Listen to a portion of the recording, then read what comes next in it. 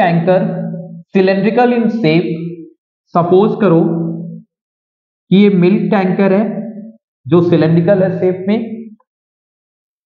Having diameter 2 metre, यानी इसका radius 1 हो जाएगा क्योंकि डायमीटर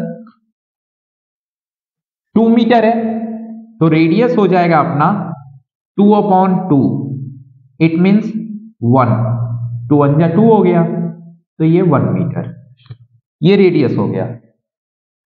अब ये भरा हुआ है दूध से, मिल्क से। आगे बोला जा रहा है लेंथ 4.2 मीटर, यानी कि ये जो लेंथ है ये 4.2 मीटर है। Supplies milk to the 2 booths. अब देखो इसी से मिल्क सप्लाई किया जा रहा है, और कहां पे? बूथ पे। किस रेशियो में? तो 3:2 रेशियो में। तो पहले जो मिल्क सप्लाई हो रहा है उसका वॉल्यूम निकाल लेते हैं, यानी quantity of milk. So quantity of milk जो होगा वो वॉल्यूम ऑफ दिस सिलेंडर की इक्वल होगा, है ना। और वॉल्यूम क्या होता है सिलेंडर का? सो पाई r² h, यही होता है। अब इसमें क्या क्या चीजें दी हुई हैं? पाई ऐसे ही रहने दीजिए आप, r दिया हुआ है 1 मीटर, तो 1 का स्क्वायर 1 ही होगा, और हाइट, यही लेंथ हमारा क्या यूज होगा? हाइट यूज होगा, तो 4.2 हो गया, यानी ये हो जाएगा 4.2 पाई सेंटीमीटर क्यूब। ये वॉल्यूम हो गया, मतलब इतना क्या है? इतना मिल्क है इस टैंक में। अब इस मिल्क को 3:2 रेशियो, 3:2 के फॉर्म में क्या किया जा रहा है? बूथ पे सप्लाई किया जा रहा है। अब 2 टाइप के बूथ हैं यहां पर। कितने टाइप के बूथ हैं? यहां पे 2 टाइप के बूथ हैं। एक है क्यूबॉइडल वेसल्स, एक है यानी क्यूबॉइड, और एक है सिलेंड्रिकल। ठीक है, तो क्यूबॉइडल में जो मिल्क सप्लाई किया जाएगा वो इसके वॉल्यूम के क्या होगा? इक्वल होगा, और यहां पे जो सप्लाई किया जाएगा वो इसके वॉल्यूम के इक्वल होगा। तो यहां पे सप्लाई किया गया पाई r² h, है ना, लेकिन ये सप्लाई किया जा रहा है 3:2 के रेशियो में। ठीक है, अब ये वॉल्यूम है क्यूबॉइडल में जितना मिल्क डाला जाएगा। आगे बोल रहे हैं one of the booths has cuboidal basis having base area 3.96 square metre. तो क्यूबॉइड का जो बेस होता है वो लेंथ इंटू ब्रेथ होता है, एरिया। बेस का क्या निकलेगा क्यूबॉइड में? एरिया, वो होता है लेंथ इंटू ब्रेथ। तो LBH में L इंटू बी पता है, तो ये लिख दीजिए 3.96 और H लगा दीजिए, तो ये हो गया क्यूबॉइड में जितना मिल्क गया, इतना मिल्क क्यूबॉइडल में डाला गया। ठीक है, अब the other has cylindrical vessels having radius 1 metre. यहां डालिए रेडियस, तो ये हो जाएगा पाई r²।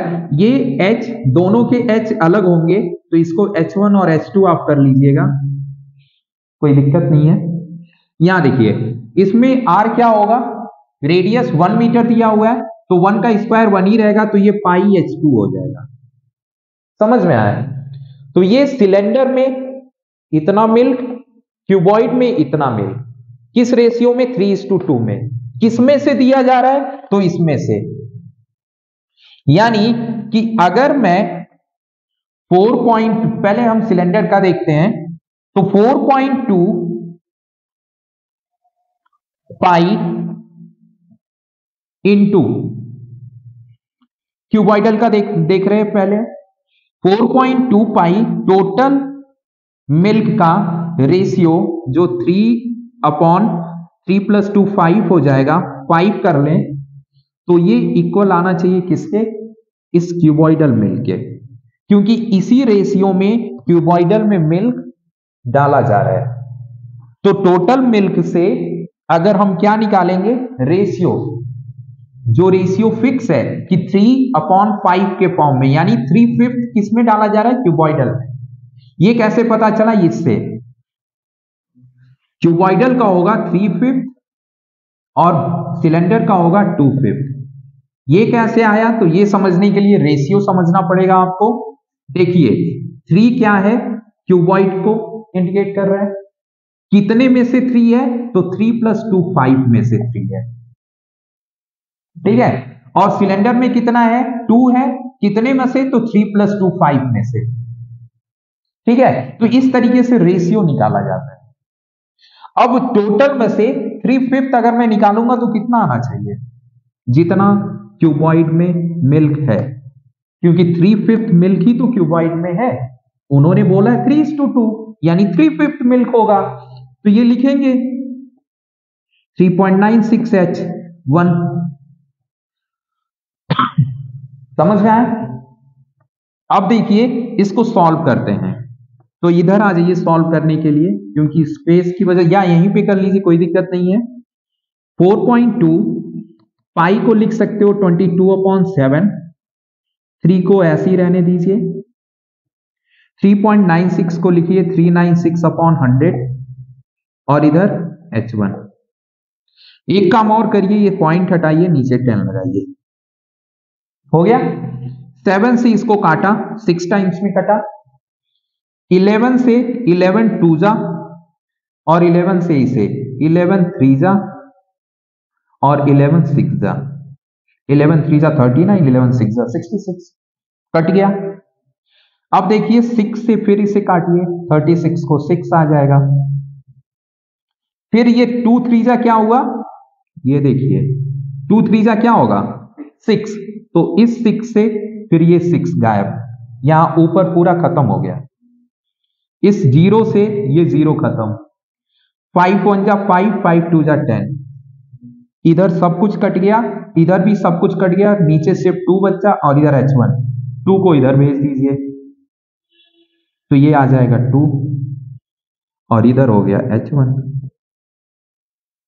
यानी कि जो हाइट है ये कितनी आ गई, 2 मीटर, क्योंकि क्वांटिटी किसमें है, सारी मीटर में।